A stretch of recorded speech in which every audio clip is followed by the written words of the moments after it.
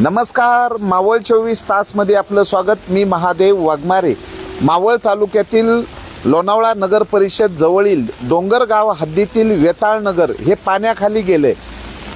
40 वर्षापासून इथं नागरिक राहतात, पण कधी पाणी यांच्या वस्तीमध्ये गेलं नाही। पण आज जो काही पाऊस सुरू झालेला आहे, रात्री तर प्रत्येकाच्या घरामध्ये पाणी गेल्यामुळे रात्रभर जागून काढलेली आहे आणि याच पाण्यामधनं साप असतील, उंदीर असतील, जीवजंतू या नागरिकांच्या घरामध्ये घुसलेले आहेत। यांचं जगणं म्हणजे भीतीदायक होतं। प्रत्यक्षात या ठिकाणी नागरिक आहेत, आम्ही नागरिकाकडनं जाणून घेणार आहे। काय नाव तुमचं आणि काय परिस्थिती झाली होती? सविता भारत शिंदे। आम्ही ना रात्री झोपलो होतो 11-12 वाजता, अचानक पाऊस पडला आणि कधी 30-40 वर्षात आमच्या घरात कधीच पाणी नाही गेलं।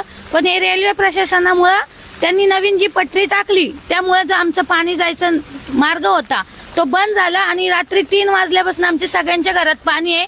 तेव्हापासून आमची पोरं बिरं आम्ही सगळे असेच फिरतोय। तुमचं काय काय नुकसान झालं? घरामध्ये पाणी राहिलंच नाही काय, आमचं नुकसान होण्यासारखं काय राहिलंच नाही, तर नुकसान काय करायचं? तर आता पाण्याचा प्रवाह थोडा कमी झालाय। या ठिकाणी मांडी इतकालं पाणी होतं। रेल्वेने जो तिसरा ट्रॅक या ठिकाणी सुरू केलेला आहे, त्या तिसऱ्या ट्रॅकच्या जागी जो ओढा होता तो ओढा बुजवल्यामुळे ही परिस्थिती झालेली आहे। रेल्वे प्रशासनाला याच्या अगोदर वारंवार निवेदनं दिलेली आहेत। त्याबाबत मावळचे आमदार सुनील शेळके यांनाही हे नागरिक जाऊन भेटलेले आहेत। मावळ मूळचे प्रांत अधिकारी सुरेंद्र नवले साहेब यांनाही भेटलेले आहेत। मावळचे तहसीलदार विक्रम देशमुख यांचीही भेट घेतलेली आहे। नुकत्याच या ठिकाणी तलाठी आणि सर्कल आले होते। या पाण्यामध्ये एक साप दिसला, सापाला पाहून ते पळून गेले, पण हे नागरिक इथं जगतात कसे हा प्रश्न आहे। तर बरेचसे नागरिक काय काय अडचणी निर्माण झाल्या? काय नाव तुमचं? माझं छाया मोरे। आम्हाला एवढी अडचण झाली आणि ह्या पाण्यामुळं आमचं एवढं नुकसान झालं की आम्हाला घरात बसता सुद्धा येत नाहीये आणि पाण्याने आम्हाला रस्त्याने चालता येत नाही। एवढा चिखल झालाय, एवढा गाळ आणि आमच्या घरामध्ये अक्षरशः याच्यापेक्षा जास्त पाणी होतं। ते काढता काढता आमचा अख्खा पूर्ण दिवस निघून गेला। आम्हाला अजून स्वयंपाकही बनवता नाही आला, खातं पिताही आलं नाहीये आणि अख्ख्या घरामध्ये पाणी पाणी सगळं उद्ध्वस्त झाले। राशन महिन्याभराचं भरलेलं ते सुद्धा सगळं नुकसान झालं। कपडे, भांडी बिंडी सगळे आमची पाण्याखाली वाहून गेले। हे तुम्ही दृश्य बघू शकता। हे अख्खं सगळं हे आमच्या घरातले भांडे कुंडे सगळे वाहून आले। आमची जेवणाची ताटं सुद्धा बाहेर आले। ते आम्हाला असं झाले की आम्हाला सरकारकडनं एवढंच मागायचंय की आमची नुकसान भरपाई द्या आम्हाला, आम्हाला दुसरं काही नको। आमच्या घरामध्ये आमच्या मुलांची शाळेचे शिक्षणाचं ते शिक्षणाचं आमच्या मुलांचं आणि आम्ही आता मुलांचे ऍडमिशन घेतले होते, ते नवीन पुस्तकं, कपडे, वह्या सगळं पाण्याखाली गेलं आमचं। आणि पहिली गोष्ट तर आमचं हे पाण्याचं सगळं नियोजन केलं पाहिजे आणि हे जे पाणी तुंबलं आहे रेल्वेमध्ये त्याचं काहीतरी पर्याय मार्ग काही असेल तो करावा, ही आमची विनंती आहे। तर इथले नागरिक बरं काय नाव आणि काय सांगा? आम्ही 16 तारखेलाच लेखी पत्र दिलं होतं रेल्वे प्रशासनानं, पण त्यांनी काही दखल घेतलेली नाहीये। 15 दिवस होते त्यांच्याकडं, निदान त्यांनी थोडंसं काम केलं असतं तर इथे एवढं पाणी झालं नसतं। त्यांनी दुर्लक्ष केलंय आणि आज ही परिस्थिती उद्भवली। त्यांच्या हलगर्जीपणामुळे आज ही दुर्दशा झालेली लोकांची। आज 3 वाजल्यापासून ही लोक पाण्यात लहान पोरांना घेऊन उभे।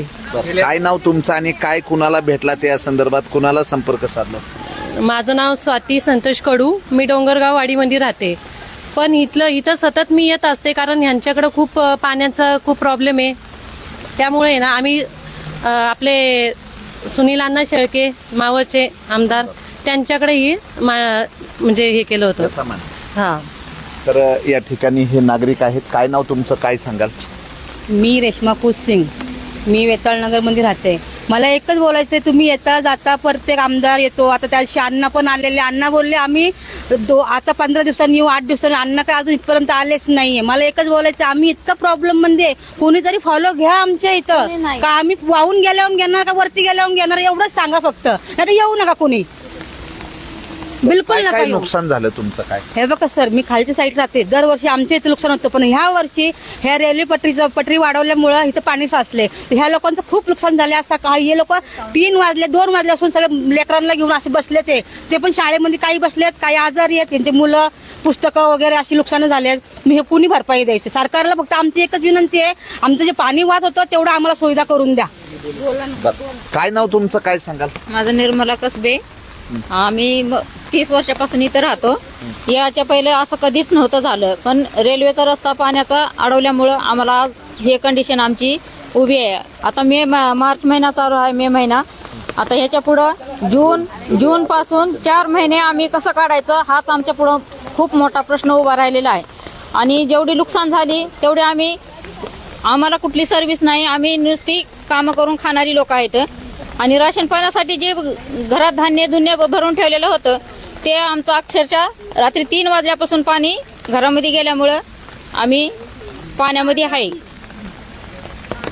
तर या ठिकाणी हे नागरिक आहेत, त्या नागरिकाकडनं जाणून घेतोय. काय नाव तुमचं आणि काय सांगा? माझं नाव विनोद काउंडर. आमदार अण्णा शेळके यांचा फॉलोअप घेऊनच, म्हणजे आज जो प्रॉब्लेम इथला सॉल्व्ह झालेला आहे पाण्याचा, हा यांचाच फॉलोअप घेऊन झालेला आहे. आजपर्यंत वेताळनगरला प्रांत हा प्रकार माहीत नव्हता आणि आज प्रांत वेताळनगरमध्ये येऊन गेले ते आमदारांच्या कृपेने. त्यांचा फॉलोअप घेतला. आमच्यासाठी प्रांत त्यांनी ऑफिसमध्ये बसून ठेवले. आमची भेट झाली, आमच्या पुढे प्रांत पाठवले, त्यांच्यासमोर आमच्या इथं बोलणं करून दिलं सगळ्या. त्यांनी इथं शहानिशा केली सगळ्या गोष्टींची. आमदारांनी दुर्लक्ष केलं असा काहीच विषय नाहीये. आमदार लक्ष देत आहेत. आमदाराकडून आम्हाला पूर्ण सहकार्य मिळतंय. तर रस्त्याचं काम फक्त लवकर झालं पाहिजे. आम्हाला सुनील अण्णांकडे फक्त एकच विनंती आहे का रस्त्याचं काम लवकरात लवकर झालं पाहिजे. हा बस तेवढे, हाच रस्ता आहे आमचा मुख्य येण्याचा. हा पर्यटन नगरी लोणावळा जवळील डोंगरगाव ग्रामपंचायत हद्दीतील वेताळनगर हे पाण्याखाली आहे. पाण्याखाली असण्यामागचं कारण रेल्वेने जो तिसरा ट्रॅक या ठिकाणी केला. या ट्रॅकच्या खालनं जो पूर्वाश्रमीचा नैसर्गिक ओढा होता, तो ओढ्याचा मार्ग अडवल्यामुळं आज ह्या वेताळनगरमध्ये पाणी आहे. पावसाचा जोर वाढला की पाणी या ठिकाणी मोठ्या प्रमाणात साठते. रेल्वे प्रशासन या पाण्याला मार्ग कधी काढून देणार का? नागरिकांच्या जीविताला सद्यस्थितीमध्ये धोका निर्माण झालेला आहे. तर या धोक्याच्या ठिकाणी लवकरात लवकर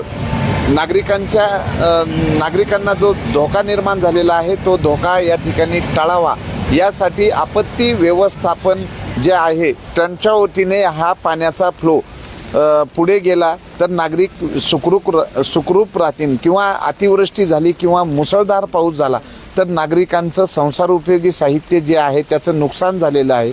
पण भविष्यामध्ये जीवितहानी होऊ नये यासाठी आपत्ती व्यवस्थापन कक्ष मावळ तहसीलदार विक्रम देशमुख साहेबांनी वेळी या ठिकाणी धाव घेऊन रेल्वे प्रशासनाला सांगून नागरिकांच्या जीविताचा धोका टाळावा अशी विनंती होत आहे. तर प्रत्यक्षात आम्ही या ठिकाणी दाखवत आहे की परिस्थिती काय आहे. तर या ठिकाणी एकदम साधी घरं आहेत. या ठिकाणी पाणी जात होतं. या ठिकाणी पाणी जात होतं आणि पाणी जात असताना पाणी या बाजूनी जातं. पण पाण्याचा पुढचा मार्ग जो आहे हा इथं बंद झाल्यामुळं नागरिकांच्या घरामध्ये पाणी घुसत आहे. तर नागरिक या ठिकाणी मावळचे आमदार सुनील शेळके यांच्याकडे त्यांनी व्यथा मांडलेली आहे आणि आमदार सुनील शेळके यांनी प्रांत अधिकारी महसूल विभागाला सूचना दिलेल्या आहेत. तर बघूयात या नागरिकांच्या जीवाला जो धोका निर्माण झालेला आहे या ठिकाणी लवकरात लवकर या पाण्याचा मार्ग प्रवाहित करून रेल्वे प्रशासन या ठिकाणी आहे. रेल्वे प्रशासनाने लवकरात लवकर नैसर्गिक ओढा जो बुजवलेला आहे तो सुरू करून या ठिकाणचं हे पाणी प्रवाहित करावं.